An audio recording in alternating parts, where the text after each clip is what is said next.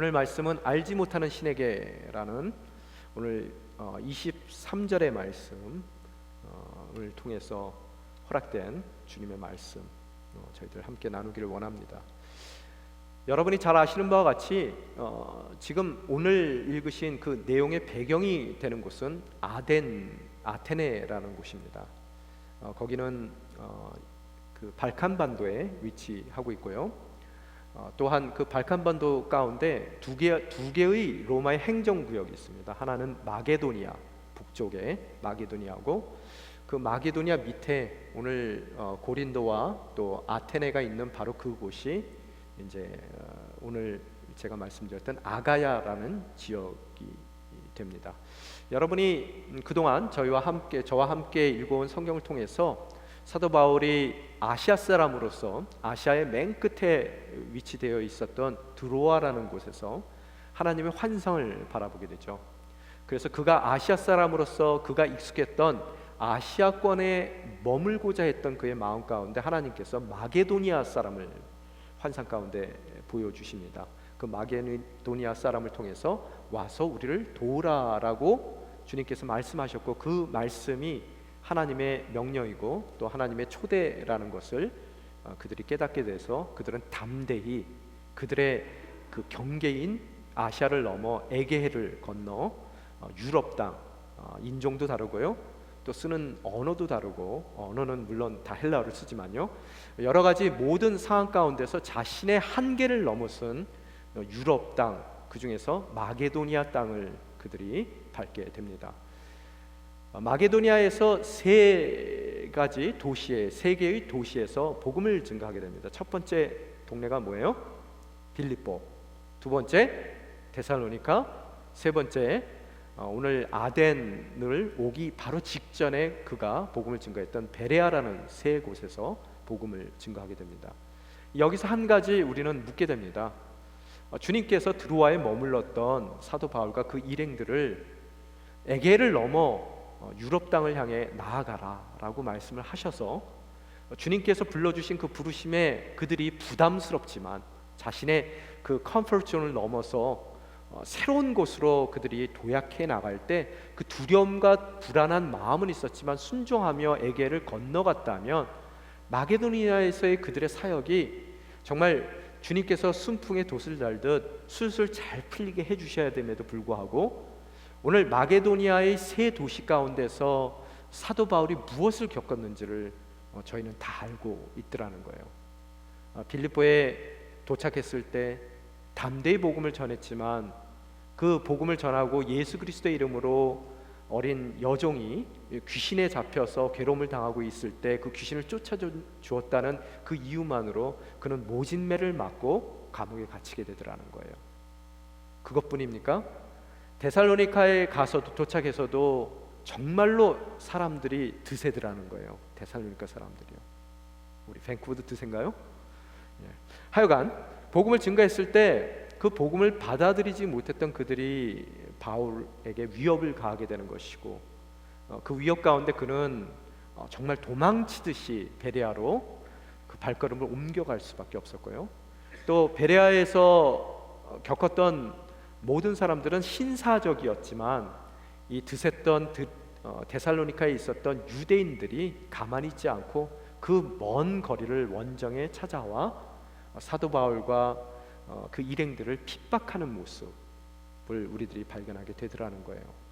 왜 하나님께서는 불러놓고 또 그 부르심에 순종하며 에게까지 건너왔는데 또 그 모든 삶 가운데 자신의 일들을 한 것이 아니라 주님께서 원하시는 바로 그 일을 함에도 불구하고 이토록 어려운 상황 가운데 그를 놓게 되시느냐라는 것을 우리는 물을 수밖에 없습니다. 왜? 여러분과 저의 삶 가운데서도 순종하며 걸어가는 자리, 우리는 꽃길이라고 생각하지만 그 길 가운데서 대면하게 되는 것은 억울하게 매맞는 일, 감옥에 갇히는 일, 또 정말로 죄인 쫓듯이 쫓기는 자리 가운데 도망할 수밖에 없는 자리 가운데 핍박을 받으며 우리는 또 다른 도시로 옮겨갈 수밖에 없는 상황 가운데 놓일 수 있다는 것을 성경은 이야기하고 있더라는 거예요.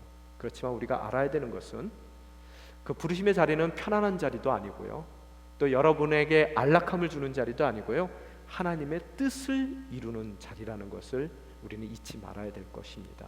그 뜻을 이루기 위해서 하나님께서 정해놓으신 그런 고난의 방법, 또 눈물의 방법, 또 불안하고 두려울 수밖에 없는 상황 가운데 내모시는, 그렇지만 그곳에 순종하며 지키고 그곳에서 눈물을 흘리며 찬양하고 기도하는 우리의 삶을 통해 주님께서는 옥문을 열 뿐만 아니라 사람들의 다친 마음을, 또 그들의 인생을 주님을 향해 열게 해주시는 놀라운 역사를 우리의 고난과 어려움과 또 눈물의 자리를 통해 사용하시더라는 거예요.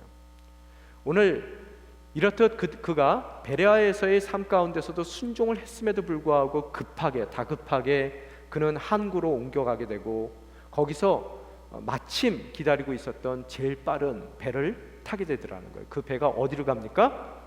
아테네로 가더라는 거예요. 왜 하나님께서 베레아에서 그토록 도망의 또 상황 가운데를 내모시는가? 지난 시간에 말씀드렸어요. 마게도니아 사람이 나왔단 말이에요. 부담스러운 곳이지만 순종하고 갔다는 거예요. 그 베레아에서의 모든 사역이 끝났을 때 그 모든 그 상황이 정말로 좋은 상황이었다면, 도망가지 않아도 되는 상황이었다면 바울이 어디로 갔을까요? 마게도니아 사람의 환상을 보고 왔었던 자리이기에 마게도니아에서의 모든 그런 사명이 끝났을 때 그는 다시 그가 익숙한 아시아로 돌아갔을 거라는 거예요. 하나님께서는 그가 더 깊숙한 로마의 제국을 향해 나아가길 원한다는 거예요.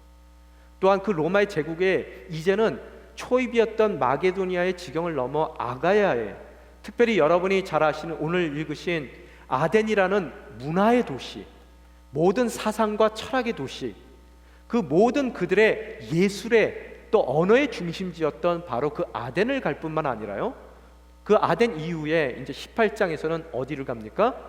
그 유명한 초대교회에서 가장 중요한 역할을 했던 고린도 교회에 가야지만 그가 훗날 로마에 가서 황제 앞에서도 복음을 증거하는 주님의 계획 가운데 사용될 수 있기에 그가 도망할 수밖에 없는 베레아에서의 그 밤을 허락해 주시더라는 거예요. 우리 인생도 여러분, 왜 여러분이 주님의 부르심에 따라 에게를 건너왔습니까? 우린 태평양 건너왔죠. 왜 오셨어요? 왔더니 건너오라 그래서 기껏 왔더니 일이 술술 잘 풀립니까? 가는 곳마다 어려워요. 눈물을 흘릴 수밖에 없고, 억울함을 당할 수밖에 없고, 또 도망을 갈 수밖에 없고, 기껏 밴쿠버에다 자리 잡았더니 이제는 아무것도 없는 미드 오브 노웨어, 저 매니토바나 사스카치안 가라 그러고요, 북쪽으로 가라 그러고요, 거기서 다행히 또 뭔가 잘 돼서 또 왔더니 또 여기서도 또 도망갈 수밖에 없고, 감옥에 갇힐 수밖에 없고, 자녀의 문제로, 재정의 문제로, 부부의 문제로, 뭐 여러 가지 문제 때문에 허덕일 수밖에 없는 우리의 상황 가운데 여러분이 명백히 알아두셔야 될 것은 그분께서는 여러분을 통해 오늘 이루고자 하는 그분의 선하신 뜻을 반드시 이루고야 마신다는 거예요. 안정을 추구하지 마세요. 편안함이 주님의 목적이 아닙니다. 편안한 것은 언제 한다고요? 무덤에 가셔서 하시면 돼요. Sleep 뭐예요? Sleep in peace 뭐죠? 갑자기 생각이 안 나네요. 그죠? 여러분이 무덤에서 편안하게 쉬시면 되는 거예요. 그러면 살아서 숨쉬는 바로 이 순간 우리는 안락함이 우리의 목적이 아니라 주님의 뜻을 이루는 것이 바로 우리의 목적이 돼야 될 줄 믿습니다. 오늘 그 상황 가운데서 다급하게 아테네까지 도망왔어요. 그래서 자기와 동행해줬던 베레아의 형제들을 보내고 이제 홀로 남습니다. 그래서 아직까지 너무 급하게 오기 때문에 그가 데리고 오지 못했던 디모데와 또 신라를 빨리 급하게 다시 아덴으로 오기를 그가 간청한 이후에 홀로 외롭게 그 도시에 남아 있더라는 거예요. 오늘 다시 한번 여러분이 본문 말씀을 이해하기 위해서 두 가지 사도 바울이 가졌을 법한 감정을 이해를 하셔야 된다는 거예요. 첫 번째, 오늘 이 아덴이라는 도시는 매우 중요한 도시입니다. 문화의 중심지예요. 철학과 사상의 중심지입니다. 그죠? 바로 그곳에 그리스적인 교육을 받았던, 또 철학에 능통했던, 또 히브리 말 말도 말이지만 헬란 말을 모국어로 구사했던 사도 바울이 그 도시에 도착했을 때의 그의 기대감과 저 설레임을 여러분이 기억하셔야 될 것 같고요. 두 번째로 오늘 낯선 이 도시에 처음 와서, 그가 시골 출신입니다. 얼마나 행색이 또 초라하겠습니까? 도망자로서요. 그가 그곳에서 아무도 모르는 그런 그 거대한 도시 가운데 홀로 남겨졌을 때의 그 외로움, 고독함, 여러분이 그 정서를 이해하고 오늘 본문 말씀으로 돌아가야 될 것 같습니다. 그러고 나서 그가 머물러 있는 동안에, 그 디모데와 실라를 기다리는 동안에 돌아다니다 보니까 어때요? 이 아테네가 어떤 도시라고요? 우상으로 가득했다 그랬어요. 지난번에도 말씀드렸지만 2만 5천에서 3만 개의 우상이 있었던 그런 도시입니다. 또 아테네라는 이름 자체가 뭡니까? 아테나라는 전쟁의 여신의 이름을 따서 만든 도시라는 거예요. 그래서 제일 중앙에 있는 언덕, 아크로폴리스라는 언덕 위에 보면은 파르테논이라는 신전이 있었잖아요. 그래서 여러분이 아테네에 대한, 그리스에 대한 영상을 보실 때 그 기둥만 있는 아주 멋진 신전 있잖아요. 그게 파르테논 신전인데, 바로 그 신전이 아테나 전쟁의 여신에게 바쳐진 신전이더라는 거예요. 그런 이름에서 보는 것과 같이 수많은 우상들이 있었습니다. 그죠? 그래서 많은 학자들에 의하면은 로마 전체에 있었던 우상보다 아테네라는 한 도시에 있었던 우상 숫자가 더 많았다고 그래요. 또한 아테네라는 그 도시 자체가 하나의 거대한 신전이다라고 이야기를 합니다. 그런 우상들, 차고 있는 우상들을 바라보며 그가 어떻게 했다고요? 격분했다라고 써 있어요. 그래서 지난 시간에 말씀드린 것 같이 한국 사람 격분하면은, 우상이 격분하면 어떻게 됩니까? 망치를 들고 나가죠. 페인트를 들고 나가든지. 땅밟기 하셨습니까? 오늘 제가 말씀드렸죠, 지난 시간에. 예배의 자리에 오시기 전에 오늘 예배 초소에 땅밟기를 하셨어야 돼요. 우리 자녀들이 교육받고 예배드리는 우리 차세대의 예배 장소에 부모된 우리들은 그들이 예배 드리기 전에 30분 먼저 가서 땅밟기를 하셔야 된다는 거예요. 오늘 우상을 회파하고 끌어내리고 쪼개고 불태우고 갈아 마시고, 또 그 자리가 주님의 거룩한 임재 자리가 되기 위해서 땅밟기를 하는 우리의 장소와 대상이 바로 선민에게, 또 믿는 우리의 삶 가운데 우리가 그러한 철저한 우상을 제하는 삶을 살아야 되는 것이지, 안 믿고 하나님이 누군지도 모르는 그들이 믿고 있는 그런 우상들을 우리가 망치로 들고 가서 뽀개면 안 된다라고 말씀드렸어요. 남의 절에 가서 땅밟기 하지 마세요.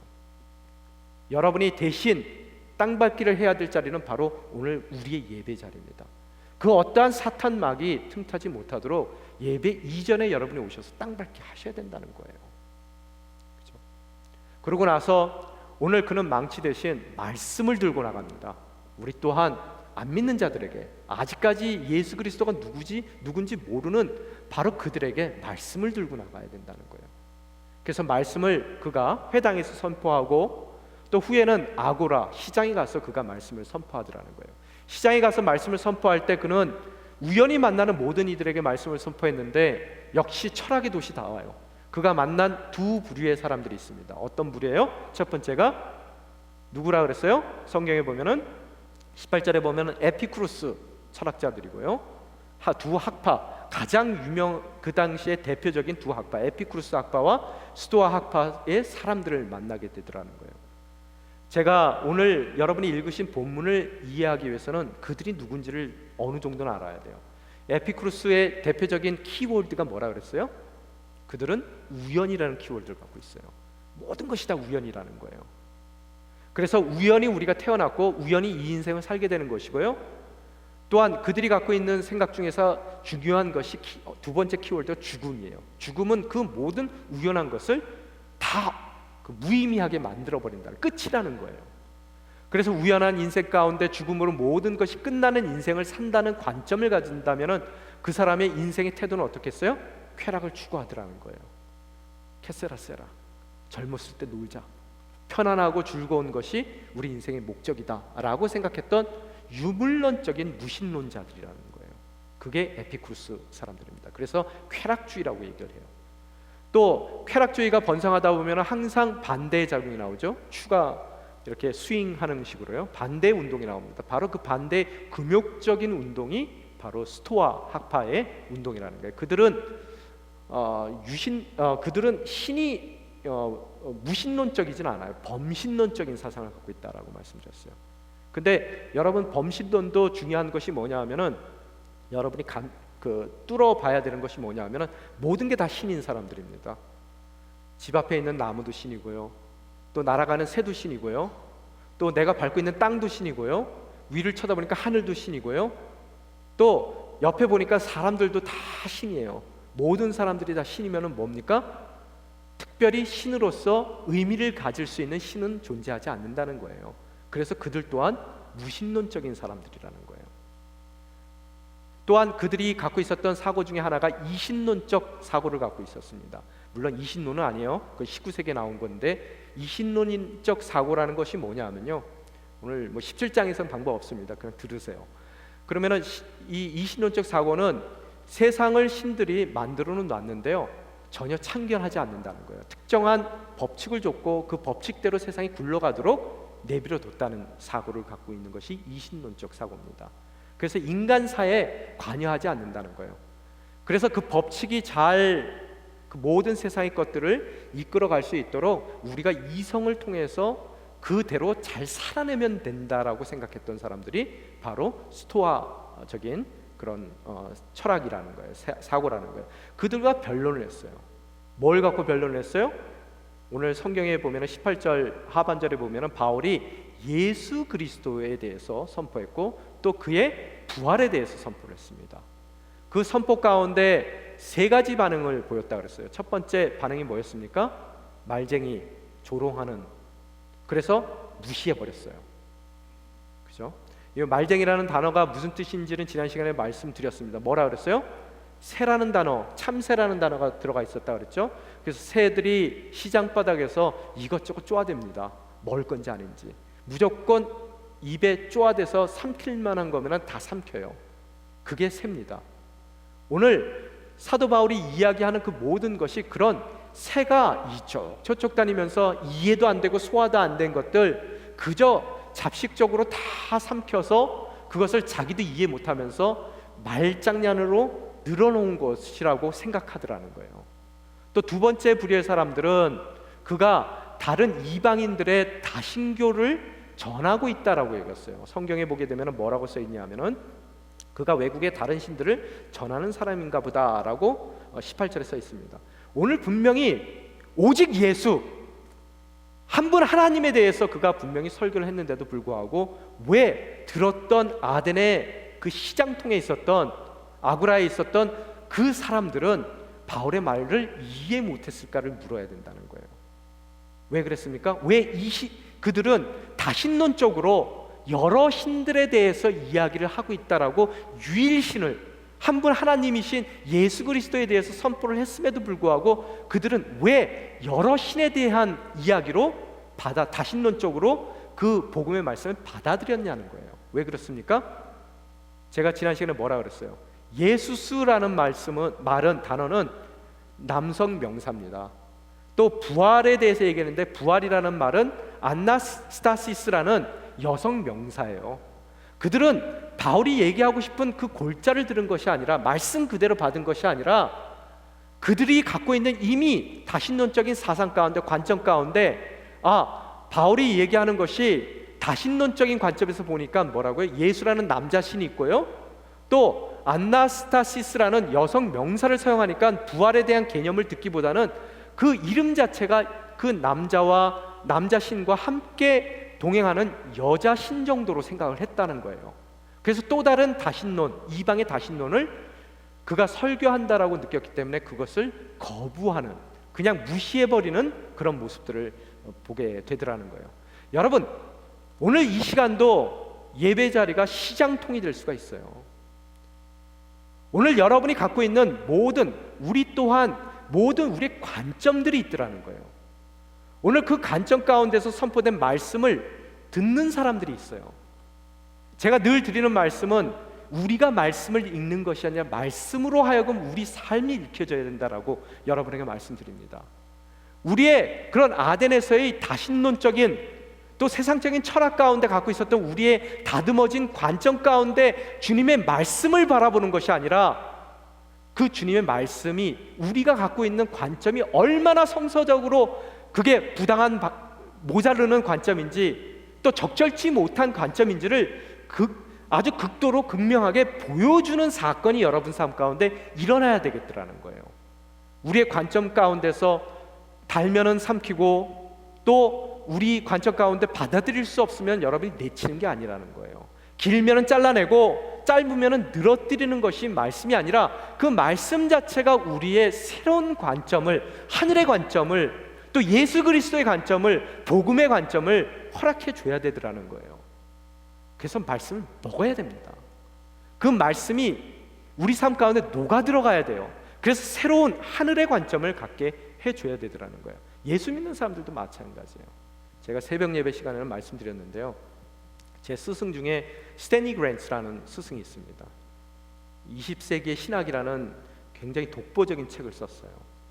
그 책에서 그분이 말씀하시는 것이 신학에도 흐름이 있는데요, 그 신학의 흐름 자체가 이 추와 같다는 거예요. 스윙한다는 거예요. 한쪽 극단에서 다른 쪽 한쪽 극단으로요. 그런데 그 두 극단을 초월적인 하나님과 내재적인 하나님으로 그는 바라봐요. 모든 신학을요. 그래서 성경에 보게 되면 초월의 하나님, 내재의 하나님 양쪽 극단의 모습이 다 있습니다.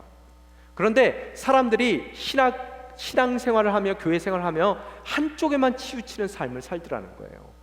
초월적인 하나님은 어떤 하나님이에요? 우리와는 너무나 거룩해서 감히 갈 수 없는 두려운 하나님. 그래서 그분은 우리의 삶을 심판하시는 무서운 심판자로 계시더라는 거예요. 공의의 하나님. 내재적인 하나님은 어떻습니까? 너무나 내 삶 가운데 가까이 다가가 계세요. 그래서 그 하나님은 나의 어려움을 긍휼히 여기시고 나를 만져주시고 나를 위로해 주시는 나를 위한 하나님이세요. 자, 오늘 이 두 가지의 축을 늘 왔다 갔다 한다는 거예요. 그런데 지금 현재 우리가 갖고 있는 신학적인 관점은 너무 내재에 치우쳐져 있더라는 거예요. 나를 위해서 하나님을 믿어요. 내가 중요하고요, 나의 아픔이 중요해서 성경 말씀을 보더라도 나에게 위로가 되느냐 안 되느냐라는 관점 가운데서, 그 말씀 가운데서 나에게 정말로 내 아픈 상처를 그 말씀이 치유해 주느냐 안 해주느냐, 거기에 관심을 가져서 그쪽에만 귀를 기울이고 우리가 그 사랑의 하나님만 너무 강조하다 보니까 심판주로서의 공의의 하나님을 잃어버리고 살 때가 많더라는 거예요. 내 치유가 중요하고요, 그 치유가 중요하다 보니까 나에게 심판자로 서 계신 하나님에 대한 두려움 없이, 또 그분께서 내 인생 가운데 불러주신 아픔이 있더라도 괴로움이 있더라도 꼭 이루고야 말 사명을 허락하셔 주셨고, 그 사명에 대한 우리의 눈을 열어가야 됨에도 불구하고 위로의 말씀 가운데만 갇혀 사는 경우가 많더라는 거예요.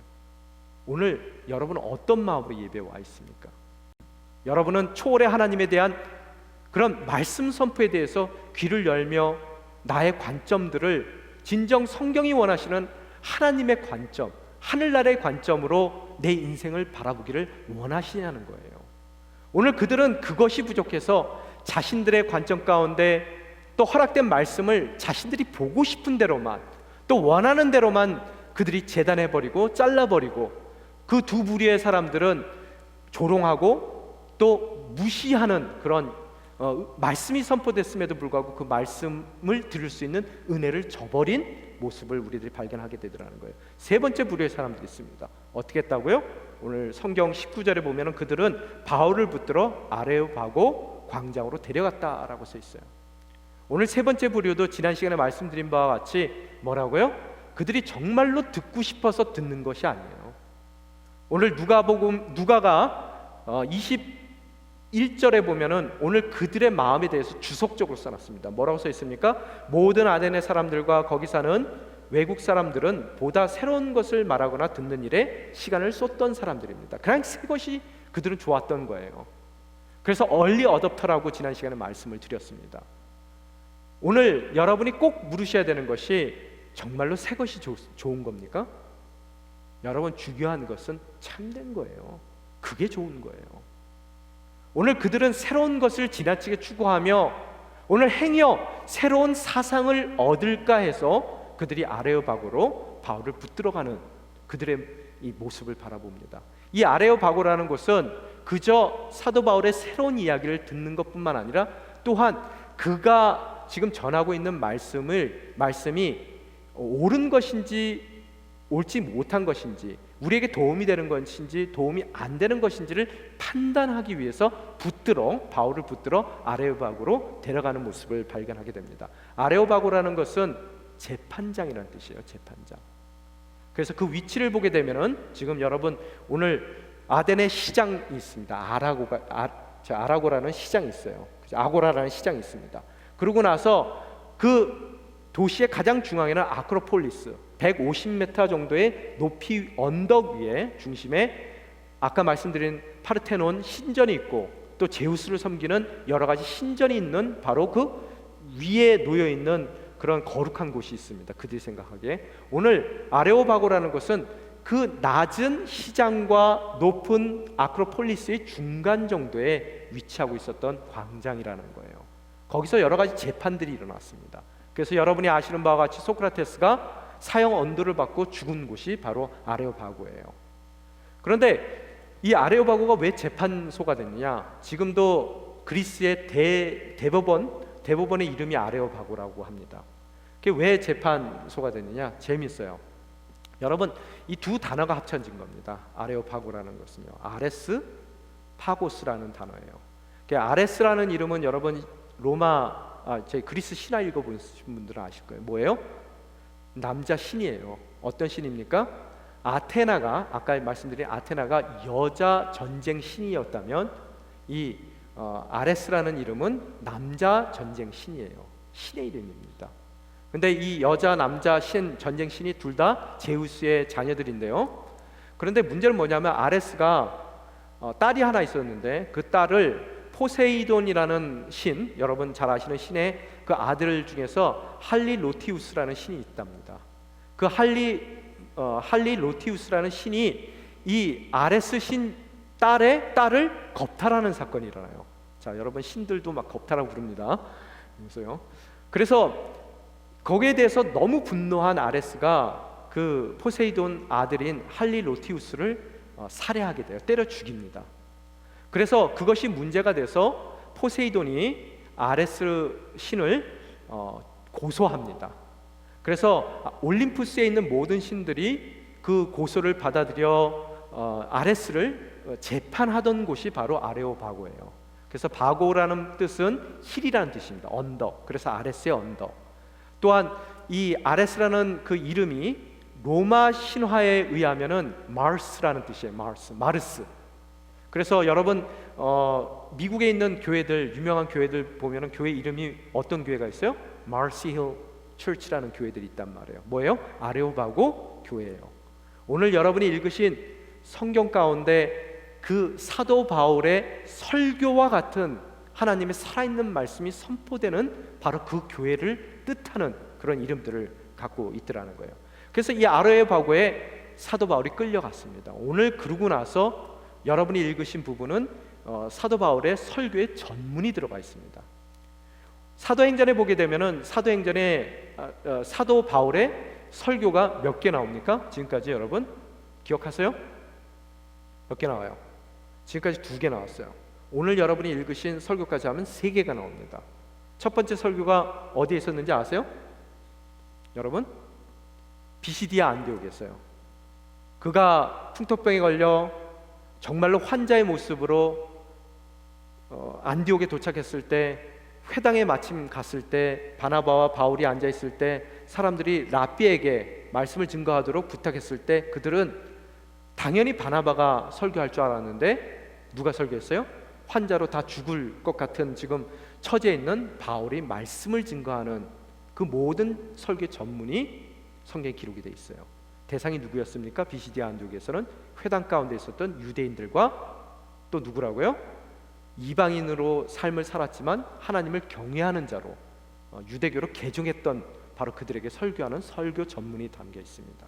두 번째가 어디예요? 여러분, 두 번째 설교가 어디예요? 루스트라에서예요.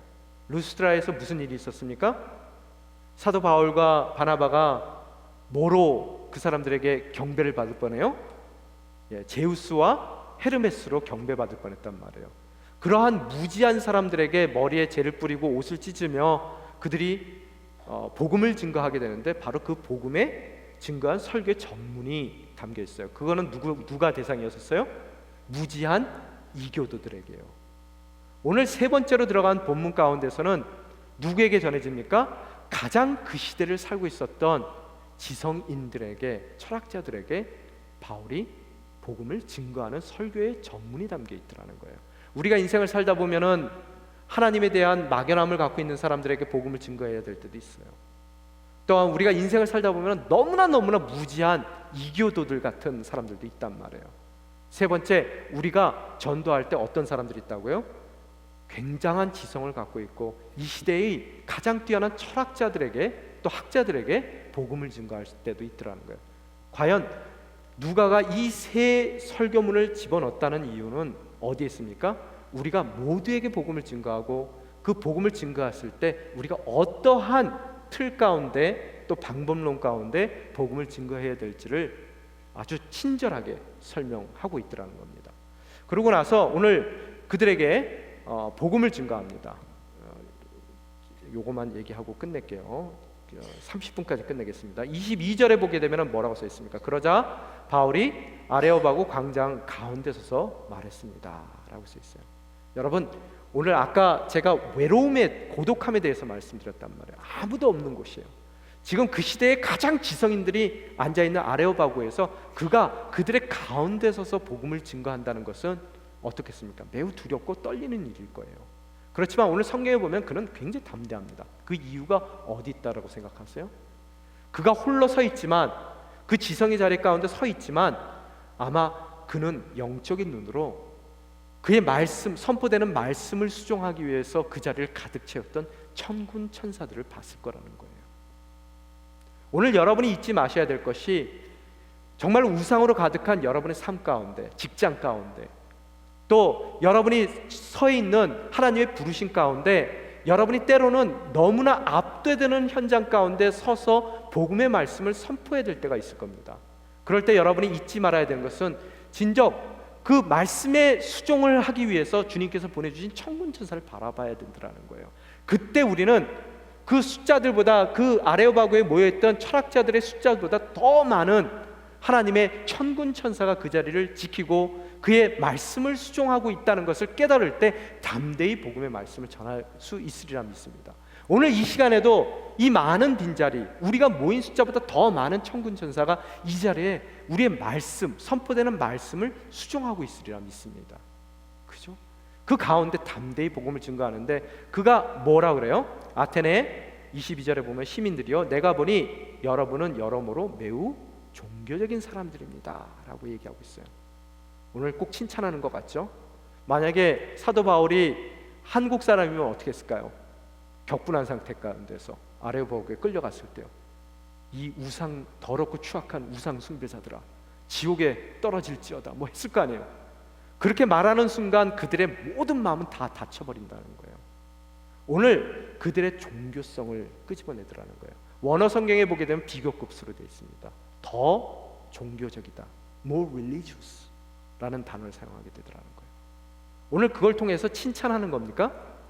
아니에요. 그들은 종교를 이해했지만 그들은 진정한 생명을 이해하지 못하고 있었던 사람들이에요. 오늘 그들이 이해했다라고 생각하는 그 종교를 통해 오늘 그들이 진정 살아있는 생명으로 이 땅 가운데 살아가는 방법을 이야기해와요. 포인트 오브 컨택트, 접촉점을 종교라는 부분에서 그가 사용하고 있다는 것을 여러분이 바라볼 수 있어야 됩니다. 여러분, 종교적이라는 말이 어떤 말이냐면요, 유진 피터슨이라는 학자는, 영성학자는 이야기합니다. 종교라는 것에는 묘한 것이 있대요. 무엇이든지 종교의 자리에 우리가 갖고 나가는 것을 더욱 강하게 만든대요. 극대화시킨다는 거예요. 그래서 우리가 만약의 경우 사랑을 종교의 자리, 예배의 자리로 갖고 왔을 때 그 사랑이 더 깊어져요. 더 사랑이 강해진단 말이에요. 또한 우리가 만약에 관용의 마음을 이 신앙의 자리, 예배의 자리에 갖고 나왔을 때 더 그 사람은 관용하는, 깊은 관용의 사람이 되더라는 거예요. 근데 문제는 뭐냐 하면 사랑과 관용 이렇듯 좋은 것을 갖고 나오면 되는데, 우리가 행위업 종교의 자리에 우리의 이기적인 탐심을 갖고 왔을 때 그 탐심은 더 강해지고 극대화되더라는 거예요. 우리의 그런 더러운 정욕을 갖고 왔을 때, 우리가 추구하는 이기적인 성공을 갈구하는 우리의 욕심을 이 예배의 자리에 갖고 왔을 때 그 모든 갖고 온 것은 2배, 아니 최고로 극대화되는 그런 모습을 종교에서 볼 수 있더라는 거예요. 오늘 이 이야기를 통해서 우리가 깨달을 수 있는 것은 여러 종교 집단 가운데서 저지르고 있는 그런 나쁜 일들, 왜 그들이 종교라는 이름 가운데서 그렇게 극단적인 모습을 왜 발휘할 수밖에 없는지를 우리들이 깨달을 수 있더라는 거예요. 오늘 이 우상의 도시 가운데서는 그들이 더 종교적이라는 얘기는 더 많은 탐욕들을 그들이 인생 가운데 품고 예배 자리에 나왔기 때문에 그들이 드리고 있는 그 우상의 자리는 더 탐욕의 자리가 될 수밖에 없고, 더 정욕의 자리가 될 수밖에 없고, 더 이기적인 자리가 될 수밖에 없음을 그는 고발하고 있더라는 거예요. 오늘 여러분은 어떠한 마음으로 예배 자리에 오셨습니까? 여러분, 우리가 어떠한 종교의 자리를 가더라도 이렇듯 인간은 탐욕스러울 수밖에 없고, 죄악 가운데 빠져 있을 수밖에 없고, 자기 중심적인 삶을 살 수밖에 없는 우리의 삶 가운데 우리가 어떠한 좋은 종교의 자리를 간다 하더라도, 더 종교심이 그 어떤 누구보다 높다 하더라도 그 자리에 갔을 때 우리의 탐욕과 이기심과 정욕과 우리의 추악한 그런 모습들이 더 극대화될 수밖에 없다는 것. 우상 앞에 쓴다면은 우리는 더 우리의 그 악한 모습이 극대화될 수밖에 없다는 것을 우리가 깨달을 수 있어야 되더라는 거예요. 그럼 우리가 진정 주님이 원하시는 아름다운 선함과 또 사랑과 관용과 오래 참음과 온유와 그 기타 정말로 가장 주님이 원하시는 그 모습들을 주님 앞에 예배 자리로 갖고 나갈 수 있는 유일한 방법이 뭐냐는 거예요. 바로 예수 그리스도의 십자가라는 거예요.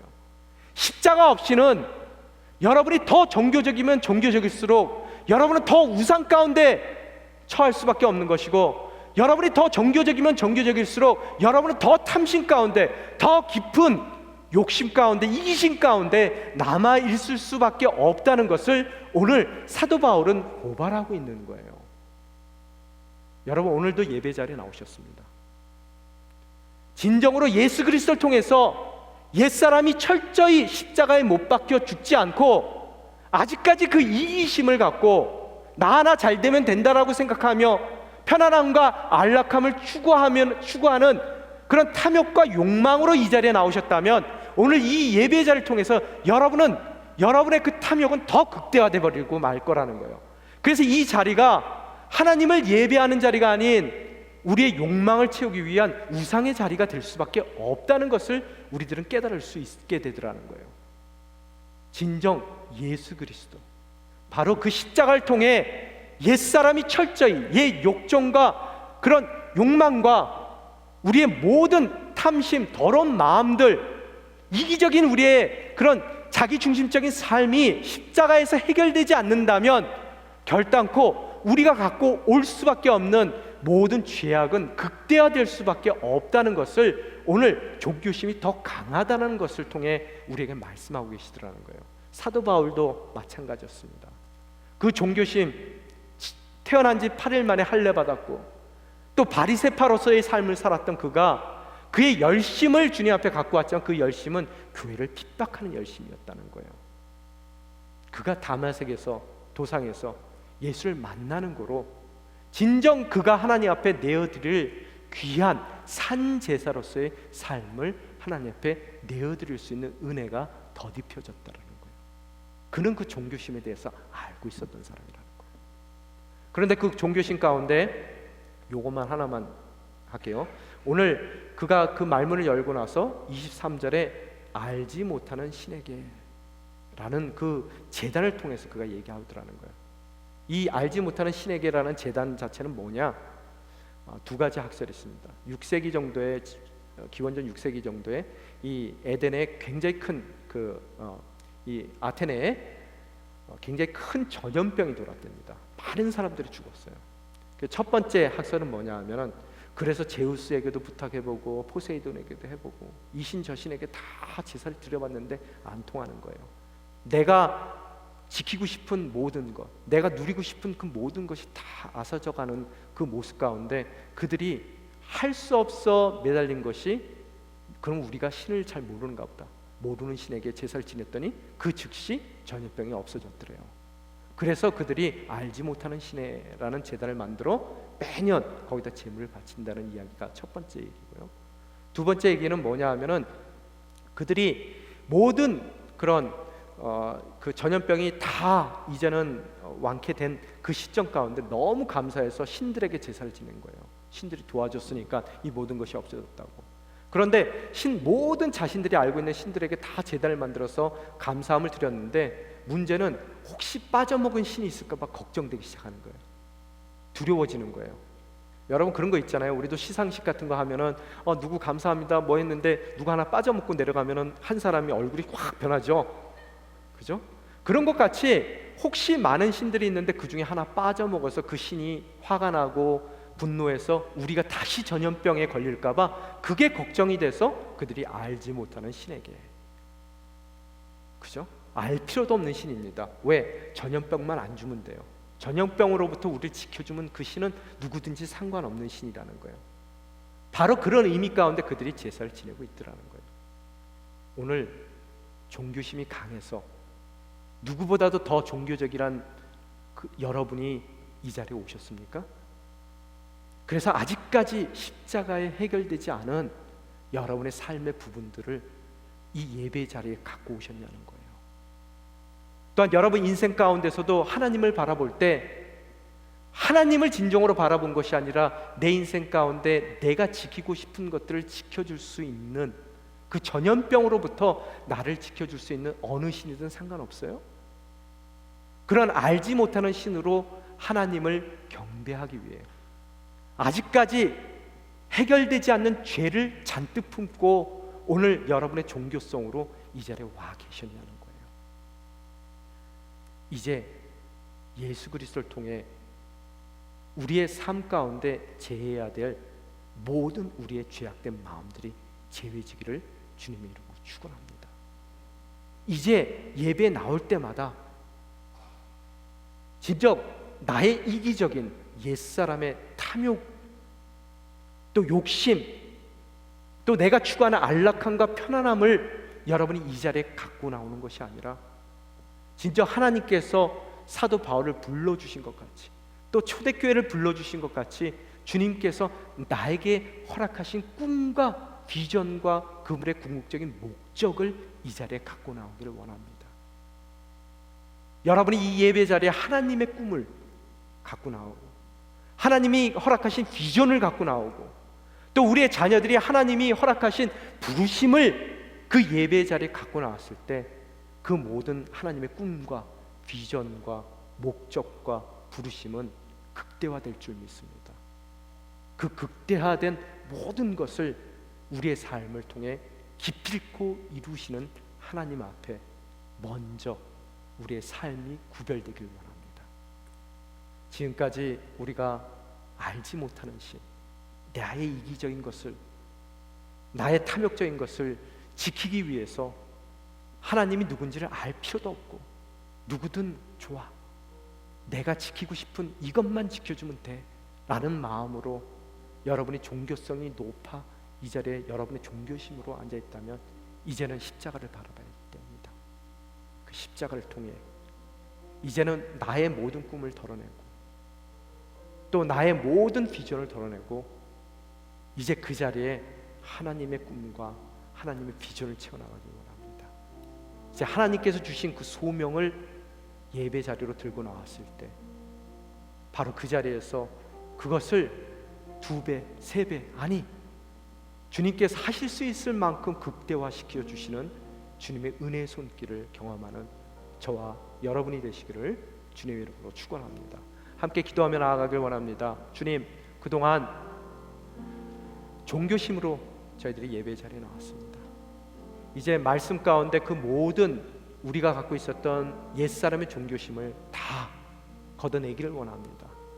주님, 십자가를 의지하며 그 보혈에 의지하며 나아가는 우리 인생 가운데 바로 그 옛사람의 부분들을 제하여 주시옵소서. 예배 자리에 나올 때마다 주님이 원하시는 새로운 피조물로서 품게 된 주님의 꿈과 비전을 갖고 나올 수 있는 저희들 되게 도와주시옵소서. 그것이 극대화되는 주님의 은혜를 경험케 도와주시옵소서. 그러한 삶을 살아가는 우리 인생 가운데 우리의 자녀들 또한 우리의 모습을 본받아 주님이 원하시는 주님의 꿈과 비전과 사명을 주님 앞에 들고 나올 수 있는 우리의 자녀들이 될 수 있게 도와주시옵소서. 그 사명과 꿈을 향해 나아가는 우리들의 발걸음 가운데 주님께서 함께하여 주실 것이고, 또한 사도 바울을 통해서 세상을 변화시켰던 주님께서 오늘 우리의 삶을 통해 또 우리의 자녀들의 삶을 통해 이 땅을 변화시켜 주실 줄 믿습니다. 주님, 먼저 그 십자가의 보혈을 의지하며 옛사람을 철저히 십자가에 못 박고 이제는 새로운 피조물로서 주님의 꿈과 주님의 비전을 주님 앞에 내어드리며 주님 앞에 나아갈 수 있는 복된 믿음의 권속들이 될 수 있게 도와주시옵소서. 모든 종교적인 열심을 제해버리고 이제는 진정 주님께서 보여주셨던 바로 주님의 제자들을 통해 주님 앞에 성큼성큼 다가설 수 있는 믿음의 권속들이 될 수 있게 도와주시옵소서. 이 시간 함께 기도하며 나아가시겠습니다.